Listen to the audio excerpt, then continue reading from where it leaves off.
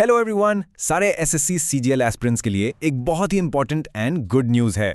I know exam के बाद का टाइम थोड़ा टेंस रहता है, राइट? हम सब रिजल्ट्स का और अगले स्टेप्स का वेट कर रहे होते हैं। इसी बीच स्टाफ सिलेक्शन कमीशन ने एक सुपर इंपॉर्टेंट एंड ऑनेस्टली एक बहुत ही रिलीविंग पीस ऑफ न्यूज़ दी है। सो चलिए इस नए नोटिस को आराम से ब्रेक डाउन करते हैं।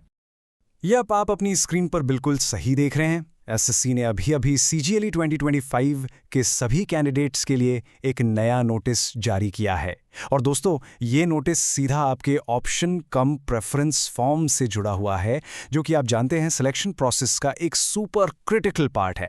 तो आगे मैं जो भी बताने वाली हूँ उससे प्लीज़ बहुत ध्यान से सुनिएगा। ओके, तो सबसे पहले सीधे आते हैं इस नोटिस की सबसे बड़ी हेडलाइन पर। ये वो अपडेट है जिसने आई एम श्योर हजारों स्टूडेंट्स की टेंशन को काफी कम कर दिया होगा। तो मैं आपसे एक सीधा सा सवाल पूछती हूँ, क्या आपने अपना CGL 2025 का ऑप्शन कम प्रेफरेंस फॉर्म सबमिट कर दिया है? हो सकता है आपने कर दिया हो, या शायद आप लास्ट डेट का वेट कर रहे थे। आपका जवाब जो भी है, अगले कुछ मिनट्स आपके लिए बहुत ज़रूरी होने वाले हैं।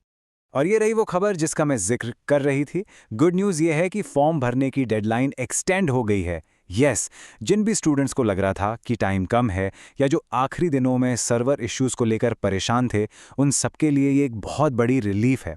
आपको थोड़ा और समय मिल गया है।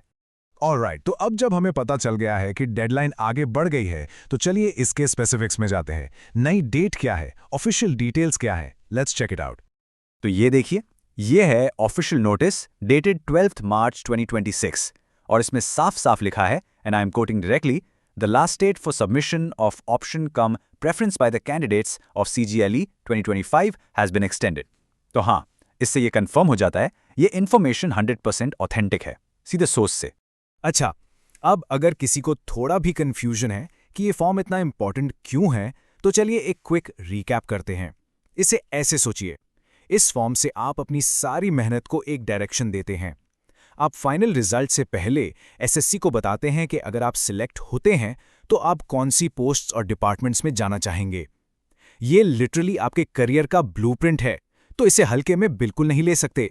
ओके, तो प्लीज इस सबसे इंपॉर्टेंट डिटेल को नोट कर लीजिए। जो नई और फाइनल डेडलाइन है वो है 13 मार्च 2026 शाम के ठीक 6 बजे तक। मैं रिपीट करती हूँ, 13 मार्च 6 PM।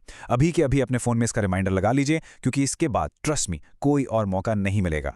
ओके ग्रेट, तो अब चलिए बात करते हैं कि आप इस एक्स्ट्रा टाइम का बेस्ट यूज कैसे कर सकते हैं।